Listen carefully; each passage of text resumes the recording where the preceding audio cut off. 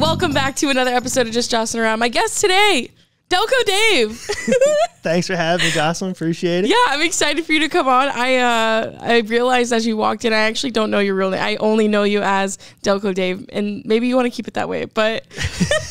My last name's Leonard, actually, but... oh, Dave, okay, yeah. Just about everybody knows me as Delco Dave around here, though. It's so, like, it's just so catchy, but for those, you're very comedy adjacent. We met through you... bringing your food trucks to comedy shows, which the most successful food truck that I've seen come out of Lincoln, in my opinion. I appreciate it. That's high praise. They've had some really good food trucks come out of Lincoln, so that's high praise. Like, I feel like your trajectory, you just blew up so fast. Like, it was like you were coming and doing, you know, at a backswing, and then the next thing you had a brick and mortar. There was wasn't there like a TV show that came through and they came in record? Yeah. What was that about? So America's Best Restaurants, they came in, they reached out to us about like right when we got our brick and mortar, about what they do and stuff like that. You have to apply and get selected. There's like a vetting process. So it was pretty cool that like we were one of the ones they selected, and they came out, you know, tried the food, they did a whole show there, a little advertisement. So that was really exciting. That actually led to some more stuff too. They had somebody else come down and film a video recently too that'll be coming out later on this summer. That was a lot of fun. Similar kind of time frame. It'll be like 11, 12 minutes like the ABR episode. Yeah. But this is definitely much more like personal and stuff like that. It's a pretty cool video. I was excited about it. That's sick. That's exciting. And also, I feel like a part of the reason of like your success is also like you, like, you know what, like your persona, your personality, like Lincoln needed that. me and Matt from Tavern, where we met a year ago, almost a year ago to the day. Yesterday would have been a year ago to the day. Me and him were just talking about like different personalities, how they fit with their businesses and stuff like that. And he was like, he's like, I think you did it right, the way like you stayed true to yourself and adapted where you had to, though. Absolutely. Everyone hears the East Coast, like the Philly accent. They're like, I trust this guy. No, this is awesome that we're doing this. This has been like a year in the making. We started talking about me coming on the podcast, I think almost a year ago. I know. I was like, well, once I heard what you could do from your commercial, I was like, you got to get this guy behind a mic. Awesome. Then we did play the commercial. I don't think I ever sent you that, but we played the commercial on the podcast. It was great. Awesome. No, I appreciate that. Thanks for the exposure. Absolutely. I remember when you sent it to me, I didn't have like your number saved, but I remember just clicking the voice recording and knowing immediately who it was. I was like, that's Delco Dave. Awesome. I know you've told me before, but like for the people listening, what does Delco Dave, what is Delco? All right, so Delco is short for Delaware County. It's a little small county right in the Philadelphia area. It shares the Philadelphia International Airport. I grew up like all over Delaware County, Delco, and South Philly. Like I was in both. I had like one leg in each camp basically. So when I was making the decision of what I wanted to call my business, it was either gonna be Philly Daves or Delco Daves. I just like Delco Daves better. Yep. Partly because I wanted to be able to call my customers and supporters the Double D crew. Perfect. And then I had a friend of mine. She's like, you got to call any of the girls that work for you. Got to call them the Delco Divas. And she called herself the head diva in charge. So now I told her when I make business cards for her, that's what's going on at head diva in charge. It's an official title in the Delco Dave Steaks LLC. See, I think that's another thing that makes you so unique is like you're having fun with it. Like I have a blast with it. Yeah, that's so great. When did you come to Nebraska? 2018. Okay. Yeah. My wife's from here. I don't know if I told you that. So my wife's born and raised here in Lincoln. We met in the military. So that makes sense. That my whole family was military. So so I did 12 years in the reserves, 3 deployments. I was ready to get out. She wanted to stay in the National Guard, so I was like, all right, I guess I'm moving to Lincoln then. Like it wasn't a very long conversation. It's just like, all right, you're staying in. All right, I'll pack my bag. Sounds good. That's awesome though. I actually she flew out to help me move. So she flew out, one-way ticket. We loaded up my Jeep and we were driving out. Yep. She met my mom the night before we moved to Nebraska. Like I brought her over to meet my parents. She had never met them before? That's crazy. So brought her over, introduced her to my parents. Yeah. And my mom's like, so what are you guys doing this weekend? I'm like, oh yeah, by the way, I'm moving to Nebraska. My mom's like, what? I was like, yeah, like the Jeep's loaded up. We're leaving tomorrow. She's like, okay, that's fine. That's basically how my mom's like, all right, whatever. It's already done. I can't. So was the whole idea, was it always cheesesteaks? Was it always gonna be that? Or is that when you came here, you were like, I need to start doing this? Yeah, so I always wanted to like start a business, and that was kind of part of our agreement when I moved out here was like, hey, like I'll go back to being a CO. I'll work until you finish your degree, like you get comfortable in your job. But then I have some other things I want to try to do. I do some podcasting and stuff too, like you do. I wanted to start a business, and the business just kind of fell into place. Like I couldn't find a cheesesteak that I liked out here, so I thought I could do them better. I always liked cooking. I always wanted to run a business. And then being from Philly, it just kind of like helps sell itself. Like it's all like on brand. It really is. So it all kind of fell together like a puzzle. I'm like, all right, like this is how I'm going to do it then. And I try to keep it simple. I was like, yo, all I want to do is sell cheesesteaks. I'm not going to sell 50 different things on my menu. Like I'm just going to make the best cheesesteak, and like that's what I'm going to be known for. Yeah. And I feel like, that works. And I've had most of your food at comedy shows and stuff, but it's just like it's perfect to just bring it to any venue. Anyone's into it. So. Yeah. Oh, yeah, it's great. Yeah, it tends to work out. I'm working on putting together some vegetarian ones. Really? Yeah, I do a cheesesteak bowl now, too, for people like gluten-free and stuff like that. I got to visit your brick and mortar. I haven't been to the actual in shop yet, but I heard it's really cool. Yeah, I love it. When I walked in, it like reminded me of like an OG joint back home. Really? Like, that's sick. So I was like, this is where I want to be. So yeah, it was really great. I love the spot and everything. What's the hours for that spot? So I open 11 a.m. Monday through Saturday. On Mondays and Fridays, I just do lunches 11 to 2. Okay. Tuesday, Wednesday, Thursday, Saturday, 11 to 7. Got it. I just need, like, honestly, the reason I have those half days on Mondays and Fridays is so I can get like other stuff done. So I have like admin stuff, invoicing, emails, any errands I got to run. Yeah. When I'm not doing them at 8 o'clock in the morning before a podcast, I do them when I'm done at 2 o'clock in the afternoon. I know we're recording this at 9, almost close to 9:30. That's why I was like, this is a testament to friendship. Yeah. I was like, I do not wake up this early. This is the only way we would have got it done. No, I know. It was always going to be, it would be pushed off for eternity if we didn't do it. Yeah, just bite the bullet and make it happen.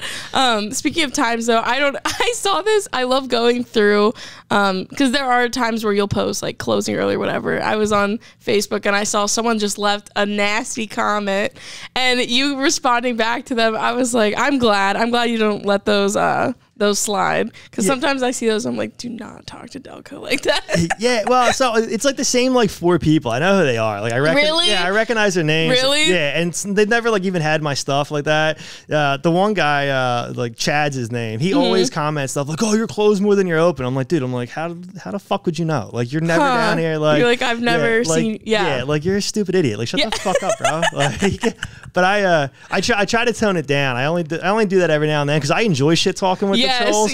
So I get into it and have fun with it. So like I could do it every day if I wanted to, but like then I'd be wasting my time. So no, I think you got to play into it because it's like the East Coast. Like I feel like they're more blunt and harsh spoken. I don't know if that's right, but and all those pieces of shit deleted their comments too. You can't find them now. Scared. So they ran their mouths and then deleted their comments. All 3 of them. Yeah. I like the entertainment. Yeah, I know. I have fun with it.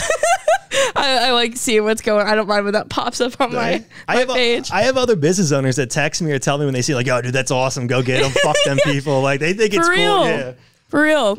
I a lot of my friends who are business owners, I am always like, I love when they respond, because it's just like, especially like my I have a friend who owns Tiny House Bar in Omaha, and like someone like brought a baby into the bar and then like comment or like typed some review about being like, they didn't want me to bring a baby in the bar, and my friend Megan just responded like, because you brought a baby in the bar. Like that's why. Like it's a bar. Just, and it doesn't even like, I feel like most times you don't even have to worry about like looking bad as an owner, because it's like, duh, like this person was clearly in the wrong. Yeah, well, one of the guys that was shit talking on that post, 2 guys were talking to him, like going back, like it wasn't even just me, it was like my customers and supporters were going at them, and the guy was like, yeah, that's why, I'll never go there. And the other guy, one guy TJ, he's like, yeah, so you've never had it and you're saying another place is better. Like you're proving our point, man. Like what are you doing? And also it's like they act like them not going is like gonna derail the business. Yeah, like they're that important that they don't show up. Yeah. Oh God, no. You're like, we were fine without you. We don't need you. Yeah. I'm over here crying tears because oh no, you're not gonna come in. Don't have to deal with the attitude. Yeah. Meanwhile, then after that happened, got a huge catering order. on Tuesday, sold out that Tuesday, set a daily high the following Wednesday. Yeah. I'm like, yeah, haters, keep it up. Like, I love the engagement. Like, every time you talk shit, I end up just setting new records. Like, thank you. Yeah. That is peak. Yeah, that's how I feel that way about like comedy. Like if something bad happens in stand up, like it's just give it a week. Like there'll be like 3 opportunities that pop up out of nowhere. But that's the best. One of my favorite memories that I recall from it was my first time meeting you, and you don't have to show it on here if you don't want to, but you're very quick to show your Flyers tattoo. Oh yeah, I got no problem showing that. It's insane. There's actually it's the most Philly thing in here. I'll get the mic back. So in the top of that tattoo right there is actually a girl's name. I came back from Afghanistan when I was 22 and just an absolute idiot. So I was like hooking up with this chick for like 6 weeks and got her name tattooed on my chest. And then of course we break up, right? So then I go back to my girlfriend pre-Afghanistan, and she's obviously not happy with this tattoo.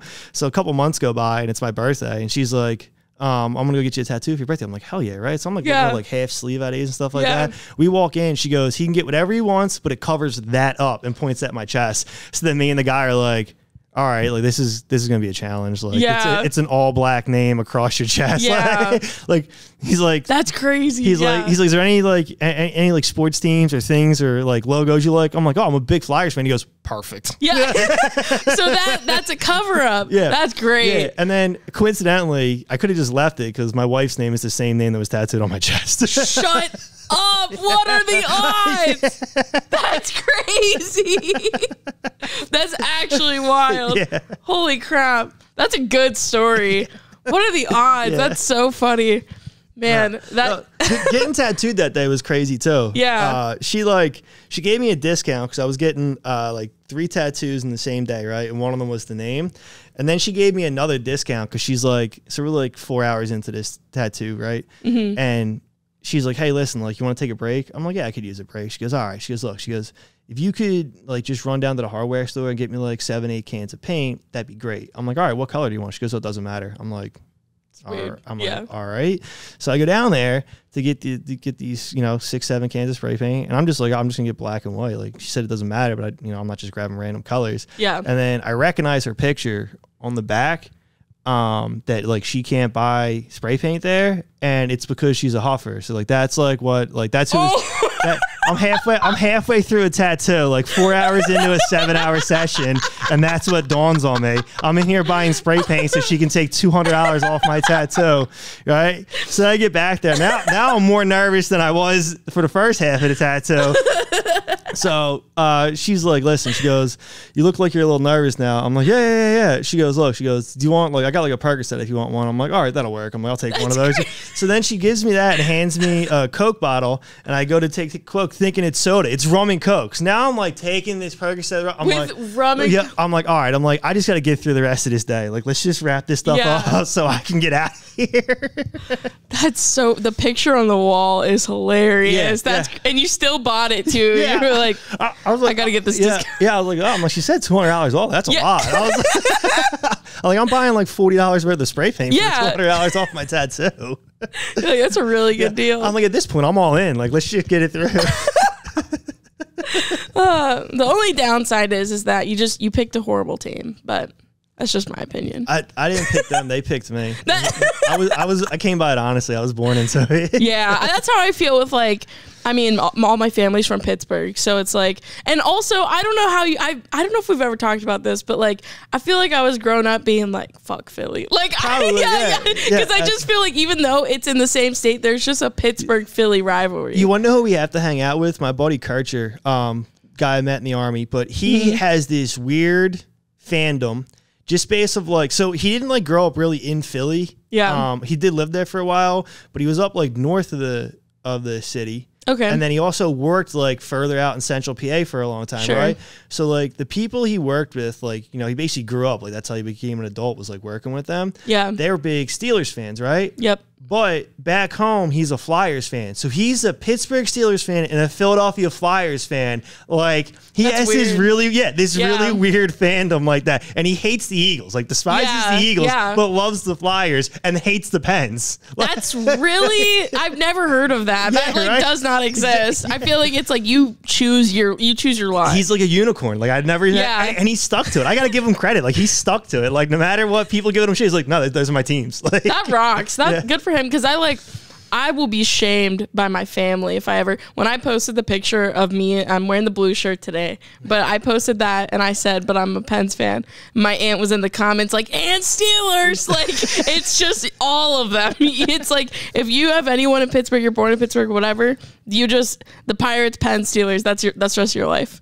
Yeah. I mean, for the most part, that's what it is in Philly too. And then you have some weird people that end up with like, you know, they're like Eagles fans, Phillies fans, Sixers fans, and then like randomly like a Jets fan. I'm like, how did that happen? I need you to explain that. Yeah, how do you get there? Yeah, or like they'll be like, you know, Eagles, they'll be Sixers, they'll be Phillies, and then their hockey team will be like the Devils. I'm like, I don't. Yeah. Like, we need to talk. Like, I don't know. I think my like secondary favorite team, but it would probably be Chicago Blackhawks. Ew. Yeah, I know. But it's because my brother, he started playing hockey.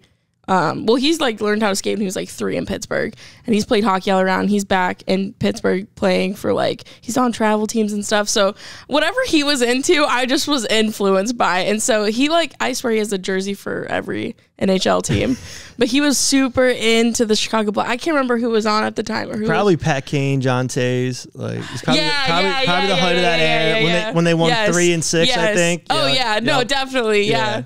So that's about 15, 20 years ago. That was like early in their career. So that's probably about who it was. Yeah, it would make sense. Duncan Keith, Seabrook were there. Sure. Yeah, so that was probably it. Sidney Crosby was my first crush ever. I had the biggest crush.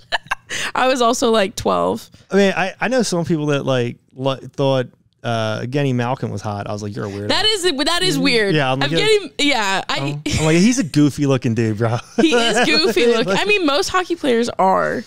Yeah, they got a funny look. Yeah, they're awkward too. They lack personality. I think that's one of the reasons it's harder for them to grow the sport. Or it's just the culture. They don't let their personality show. Like PK Subban was one of my favorite players. Like, he just had so much personality. Yeah, Ovi early in his career, like I couldn't hate him because I thought he was so exciting to play, and then the celebrations and stuff.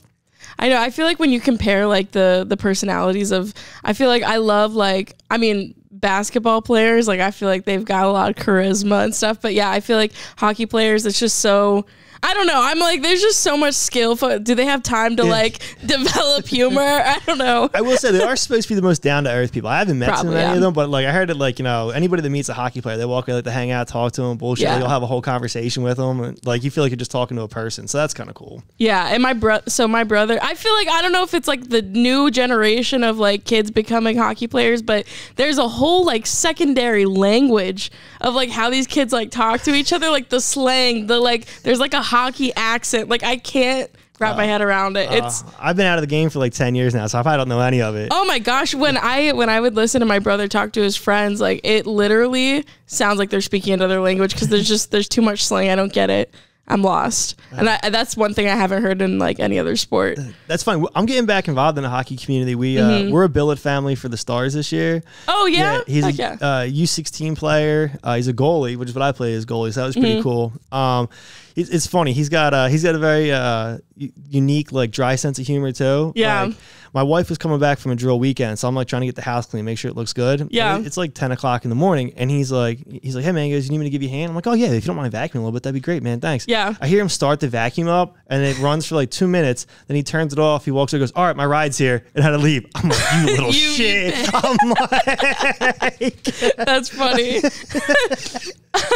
So I know you guys both come from military background.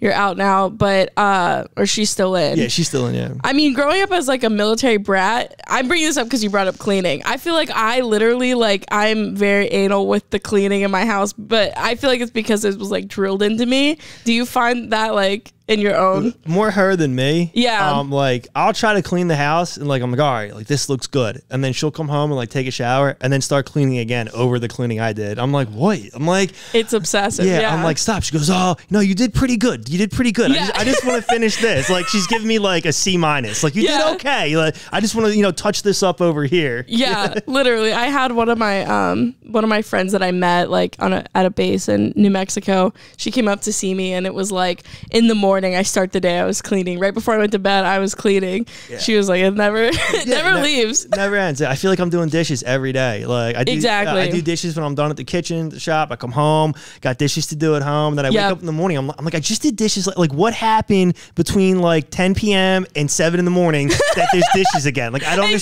I don't understand what happened here. Like, can somebody elaborate? And how many do you guys have any kids? Nope. No? Yeah. Just you two? Okay, because I was gonna ask. I was like, if you've got a whole family, like, I mean, I know living with my family, it was we gave my dad hell just making the place dirty. Yeah. No, it's just us, two Huskies, and Aaron is our billet that lives with us. But so how does that work? How do you get involved in that? They're always asking for people. So, really? Yeah. So like I did some catering for them this year, and then they sent out some information about like, do you want to be a billet family, all this stuff. So I talked to Jess about it. I was like, hey, why don't we just give this a shot, see how it goes? Yeah. And it was really cool. He's been here since, I'll say like October. Yeah. I think it was he's been here for a while. Yeah, actually, maybe before that, maybe in September. Okay. Yeah, but he came, oh no, you're good. He came in, earlier in the season. Yeah, he's been here for the whole season. He'll be here a couple more weeks, I think. We just went out with him and his family and stuff. They're in town to visit, so we went out last night. It's actually his birthday today. He turned 17. So. Whoa! Yeah. Happy birthday! Yeah, happy birthday, Aaron. Oh, shout out. There it is. So you kind of touched on it at the beginning. I know you do podcasting. What kind of podcasts are you doing? Do you have your own to plug?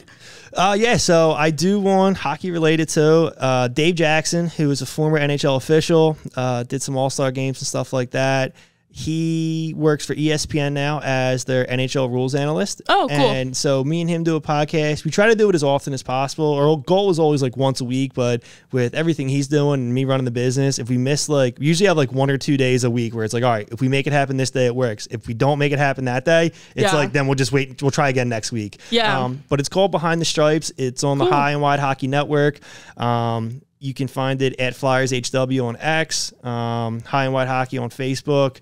I also reshared all my stuff too at Real Delco Dave on X and Delco Dave Steaks on Facebook. I usually post it there too. That's so dope. That's so cool. I feel like there definitely I feel like there needs to be more hockey awareness in the Midwest, and you're bringing that for sure. And also because I feel like the teams here, like the Mavericks, are great. Like I haven't been to a Stars game, but I heard the Stars are great. Yeah. So actually, speaking of the Mavericks, Dave was in town because one of the jobs he took is like collegiate official supervisor. Oh, okay. So he was in town early in the season and hooked us up with tickets to UNO, and then we hung out with him for a bit. So that was cool. That's sick. I took my sister to a Mavs game. There's actually, I think there's been a couple players from the Mavs who've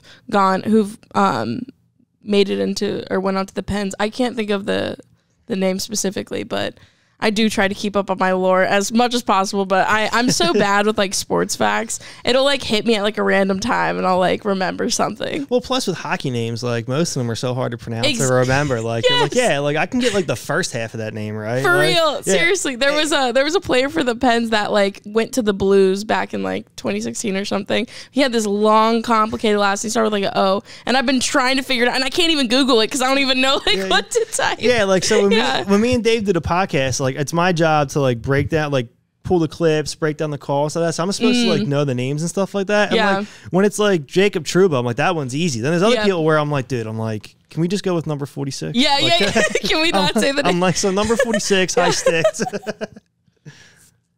That's great. No, I definitely want to check out that podcast.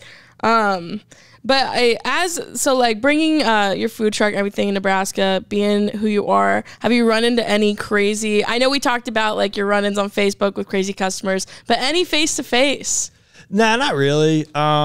Sometimes people like have no like social awareness though. Like I'll have like 20 people in the shop all taking orders, and I'm trying to take orders quickly and keep going. Yeah. And then some guy would be like, so like, what's the cherry pepper? Like, is it like, so how hot is it? Like, oh, could I like, all right, like maybe could I get them on the side? I just, I'm like, dude, like, I don't know if you see this, but there's like 12 people that are waiting for food and there's 5 more behind you waiting to order their food. Yes. Like, make a decision. Let's go, baby.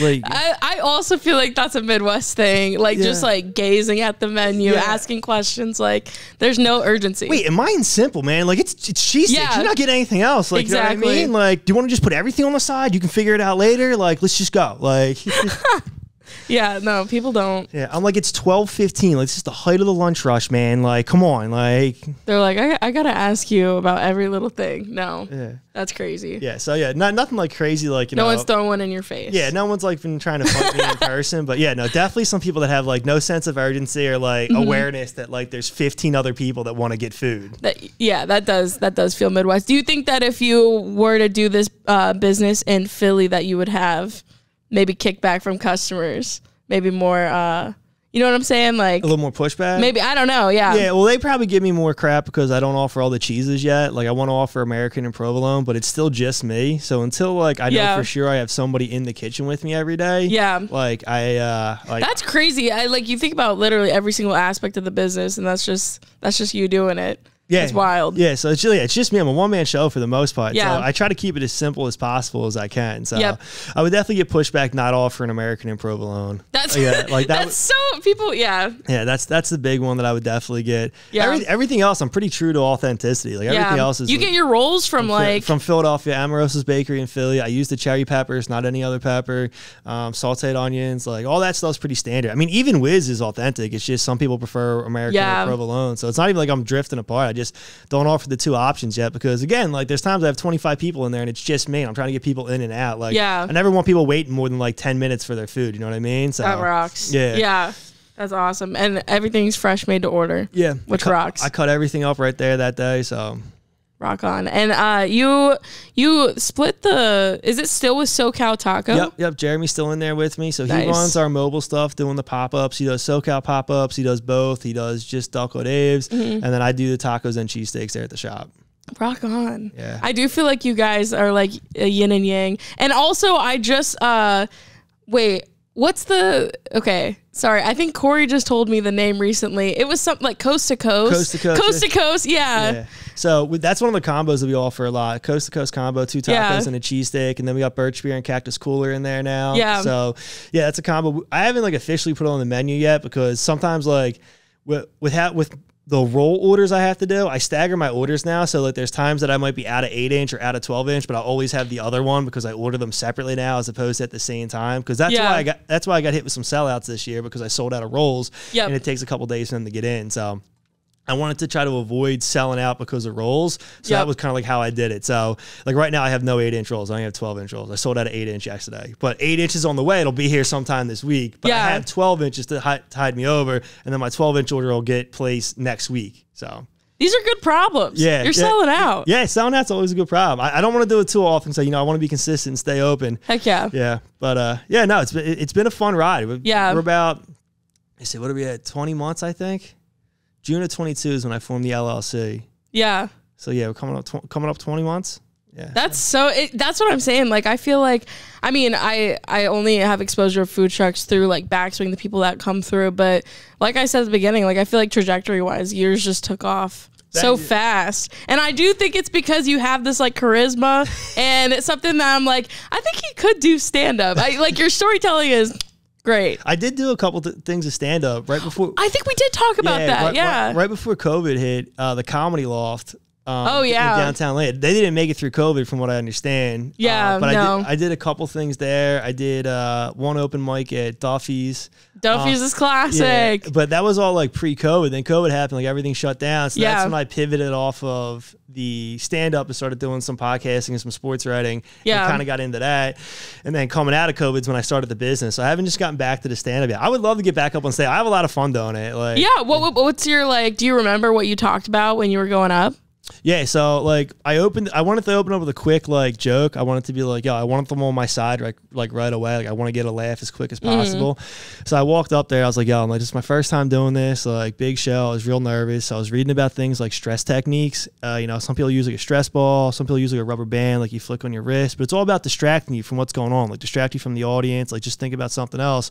So I knew it was a big show. I knew I needed a big distraction. So I went with a butt plug. Did that? That's exactly. Yeah, it got the exact reaction I wanted, and then I just went into it. It was good. That's always like. I think that's like. I mean, any comic. Like the quicker you get that first laugh, you can like settle into the rest of your set. But you have these like very unique stories. I mean, even just the one about the tattoo, is crazy. But yeah, that's awesome. Yeah, hit the stage again. Duffy's is still. I mean, Duffy's is slowly dying. It's been a tough watch, but that's rough. I mean, the Lincoln comedy scene in general. I was gonna say, is there anything else really out there? Like, no, there's Duffy's, and then there's Storm Cellar Tuesday nights at 10. But it's brutal. It's really brutal because a lot of the comics that were like coming in, like, you know, we're having a problem where we don't have enough comics because everyone's like moving out or coming to Omaha, which is what I'm doing. I'm moving back to Omaha. Because that's just where the stand-up scene is. Gotcha. Yeah. That's a shame. Yeah. Because I love stand-up. I wish if I'm not in a position where I could start another business right now, but a comedy club would be something I would definitely be interested in. Oh my gosh, that sounds, put up like legit on, like try to do it right. Like, you know, look at the ones in New York and LA, take the best aspects of both of them. Try to bring in a ringer too. Like I'd want to bring in a name if I could, like any kind of name to help get it started. You know what I mean? Yeah, but like a straight up traditional comedy club would be really cool. Would be. Yeah, and they can usually pair pretty well with like jazz bands and stuff like that. Like you could definitely alternate between like comedy nights and like jazz nights and stuff. Like there's ways to make it work. It's definitely something I would consider. I'm just not in a position to do it. But yeah, that makes me think of you ever go down to the Zoo Bar in Lincoln? Yep, in a Zoo Bar. It's just like it's like a perfect transition from like a blues bar into a comedy room on Sunday nights, and I'm like, it feels right for comedy. Yeah, and those kind of bars can do that stuff. Yeah. Like the blues, the jazz, those niche like classic kind of music genres, and then it just fits right in there. Like I said, you can rotate between the three, so you're touching all kinds of different, but they all have the same kind of vibe and setup. You know what I mean? Yeah. Lower seating, dimmer lights, smaller tables. Yeah. That stuff's important. Like, and plus I feel like Omaha's got, I mean, we have the Funny Bone in the back line. Lincoln doesn't really have like I mean, from what I hear, Comedy Loft was the comedy venue, and it seemed pretty successful. Like the headliners that they were getting in there, like it's unfortunate that it was shut down. Yeah, it was really cool. I like the Comedy Loft. Yeah. That's your next business venture. Once Delco Days is reached its pinnacle, you got to just open a comedy club. Comedy club's on the list. Yeah, no, that would be so sick. Do you have like people that influence you, like as far as humor goes, comedy? Bill Burr is probably my favorite of all time. I love Bill Burr. Yeah, that makes a lot of sense. Yeah, Bill Burr's awesome, man. Yeah, he's great. Yeah, he's probably my all-time favorite comic. Taylor Tomlinson, she's just blew up in the last 2 years. She's great. Yeah, she's really great. She's great. I love Taylor Tomlinson. I like Adam Carolla too. I don't think I've seen him. So Jimmy Kimmel found him when Jimmy Kimmel was from The Man Show. Okay. Yeah, put him on there, and Carolla's been doing stand-up since then. He's really good. I like Adam Carolla. Yeah. Trying to think of some other ones. Like those Bill Burr's pretty good one. Yeah, I love Taylor Tomlinson. Her newest special is really good. She's just very consistent and a great writer. Yeah. And After Midnight's a dope show. Yeah, I haven't seen After Midnight. I've just seen her like stand-up stuff. Jim Gaffigan's another good one. Oh yeah, classic. Yeah, classic guy right there. Yes. Brian Regan too. Oh, I love Brian Regan. And he's so clean. Like he's not dropping F-bombs or making sex jokes. Like he's like so clean, and it's still really good stuff. That's impressive. Yeah, one of his closing bits was awesome. It's one of my favorite ones where he's like, I'm sitting on the couch reading the newspaper, and the news is just playing up there, and I hear U.S. spy Brian Regan going on trial facing 100 years. I just looked up at my wife like, honey, did we pay that parking ticket? I'm like, that's so great. good. I'm like, it's so clean. It's just a great joke that anybody can relate to. Yeah, he's so good. That's how I feel about, I don't know if you ever watched Nate Bargatze. Yeah, I know. Yep. Yeah, but it was like, he's one of those like comics that like is so clean that like you don't even notice that they're doing it, and they're not making it like their whole thing of like, I'm a clean comic. They're just, they can write that way. Yeah, that's all. That's a real talent. Like, sometimes I feel like it's easy to get in the mud and the dirt a little bit. Oh, like, it is. It makes it a little bit easier. I mean, that's like the natural kind of humor I go to. I know working as a CO and as a soldier, all I have is dark humor and messed up stuff. Like, you know what I mean? So, but to be able to sit there and write it clean and like something that like, you know, the kid, you can literally bring your kids to these guys' show and listen. Exactly. Like, it's impressive. Yeah. Yeah, that's how I felt. Like I have like I feel like my material is like 50-50 from what I've written. Like I have a lot of clean stuff, but even like I brought my family to come see me perform this weekend, and I was like, well, it's kind of like I'm gonna be swearing. Like I don't know. I was like, I went through a phase of like, well, I want to write clean because I want my family to come and see me, but then I was like, you know what, that's not really my 100% my style. Like it's a mix. Yeah, well, I did like 3 minutes one time, so like 5-minute sets. I probably did, you know, like a handful of them in the couple months I was doing it. One of them was like 3 minutes on my wife cheating on me, which like she hasn't done or does, but like that was like the whole bit, and like her brother was there and like our friends were there. That's crazy. I was like, that's crazy. I'm like, just do it on Sundays when I'm trying to watch Red Zone. All right, like, that is. I'm like, just have them pick you up 11 o'clock on Sunday, back by 7 p.m. It's fine. Yeah, that's like crazy. That was the jokes I was making. And my wife's like, I fucking hate you. Like,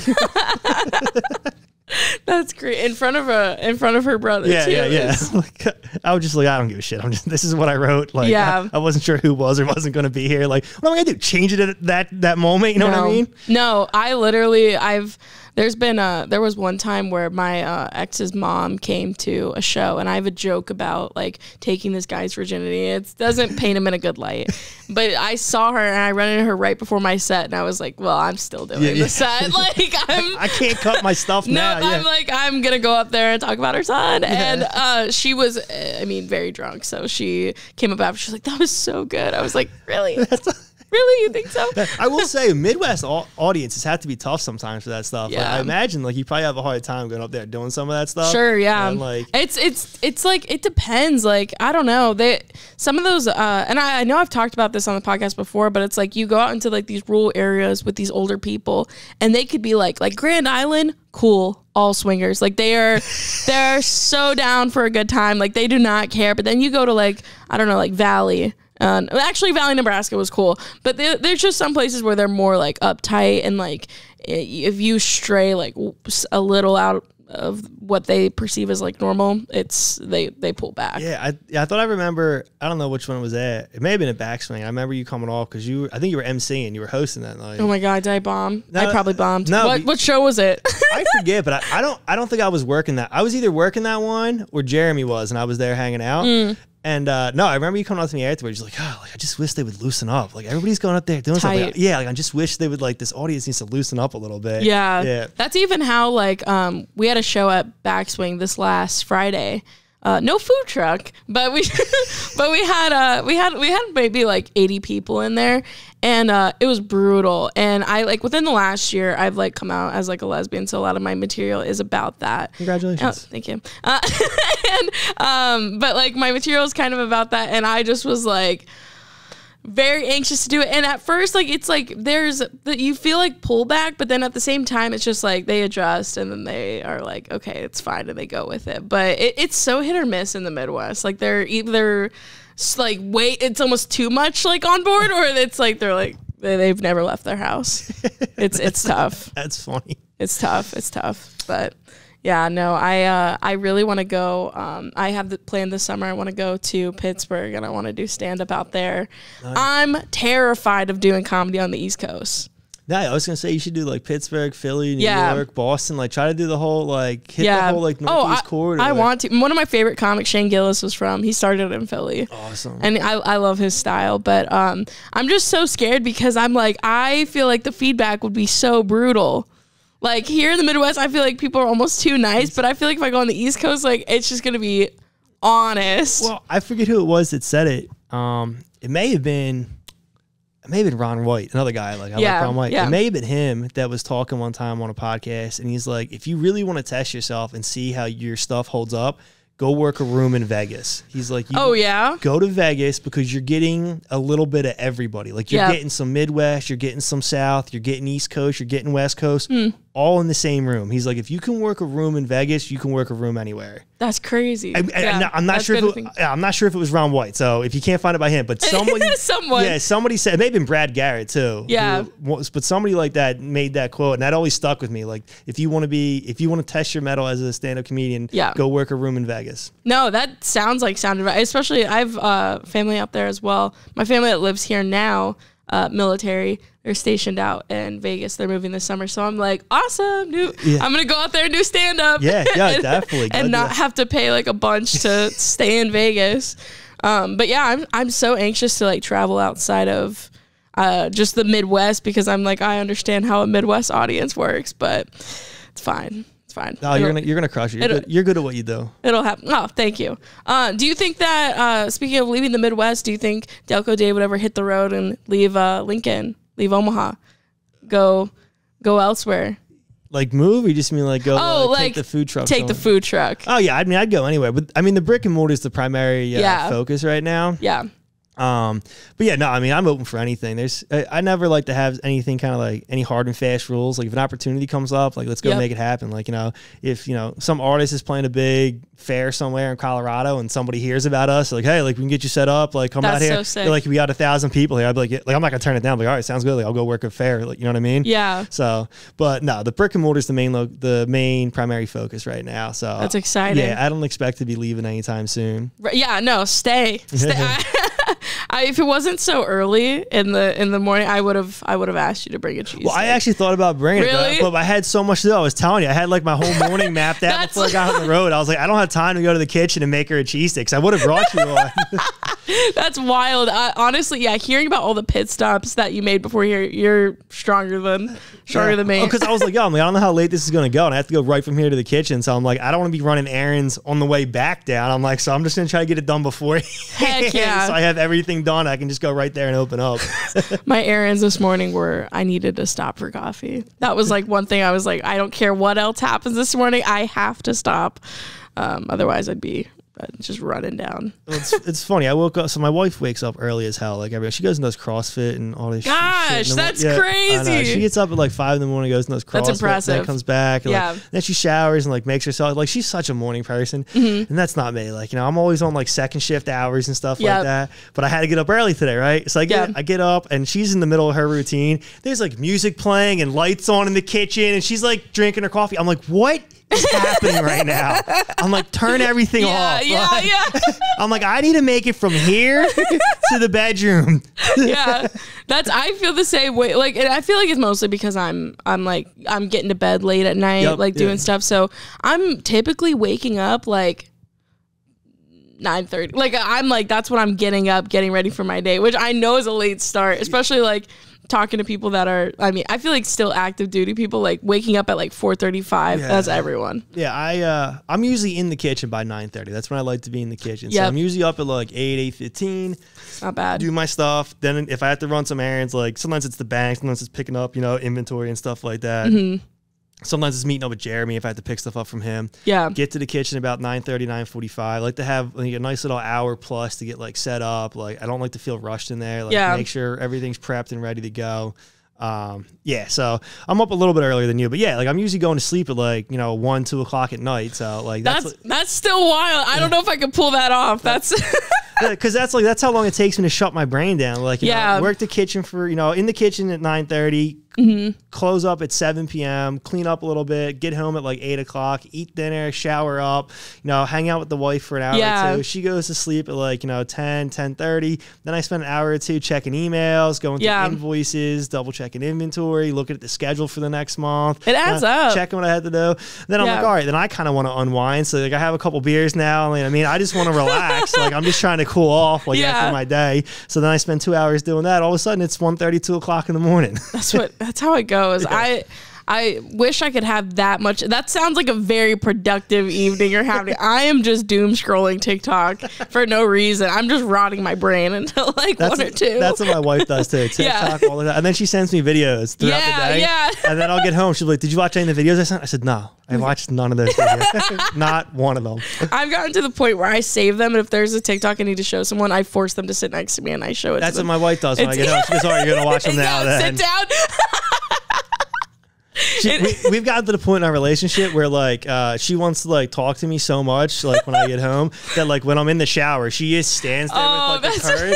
She's like, yeah, so like what were you doing today? Oh, that was cool. Yeah, so I went and did this, that, and the other, and I'm just like trying to like scrub my balls and stuff. I'm I'm like 10 minutes, like 10 goddamn minutes. We can have this conversation like human beings on the fucking couch. Like you could just 10 minutes. I'm that kind of way too. I'm like, I could just talk. I'm like, I'm like, you need a break? What is that? I don't know what that is. Yeah. She goes, well, listen, I get home at like 4 o'clock and then I just wait for you to get home. I'm like, talk to somebody else. No, that is so sweet. It reminds me, I don't know if you ever watched SpongeBob, but there was like an episode where SpongeBob was like, what do you do all day? Patrick was like, wait for you to get back. That's what that reminded me of. Yeah, it's like she says to me. She goes, I get home, like I shower, I take a snack, I eat a snack, I take a nap, and then like I wake up and wait for you to get home. I'm like, oh. So sweet. I'm like, I want to be an asshole now, but like, yeah, that was kind of nice. No, you're like, wait, that's actually really thoughtful. Yeah. I'm like, can I just get 10 minutes when I get home? She goes, probably not. I'm like, fuck. No. Yeah. That's awesome. Well, we are rounding down towards the end of the episode. We've been plugging the food truck and the restaurant, but I mean, again, plug your social media and stuff that people can go and follow you and support your business. All right. Yeah. So social media, at Real Delco Dave on X, Real Delco Dave on Instagram. There's not a whole lot there, but I'm working on it. Facebook's probably the biggest one as far as the business goes, at Delco Dave Steaks. You can find our location in the alley off of 12th Street behind Sauter Heyman and the Grand Theater. So basically, if you're at 12th and L, start walking up 12th Street towards P Street. We'll be right there on the left-hand side. I think that, check out the Behind the Stripes podcast with me and Dave Jackson on the Flyers High and Wide Hockey Network, at Flyers HW on X, at High and Wide Hockey on Facebook. Rock on. And maybe we'll see you on the stage soon. Yeah, maybe. Who knows? Yeah. Keep an eye out those open mics. Yeah. Thank you so much for making the time and coming down and doing the podcast today. This was a lot of fun. Yeah, I had a blast. Thanks for having me. I'm glad we finally got to do this. Heck yeah. Thank you, Dave. Thanks.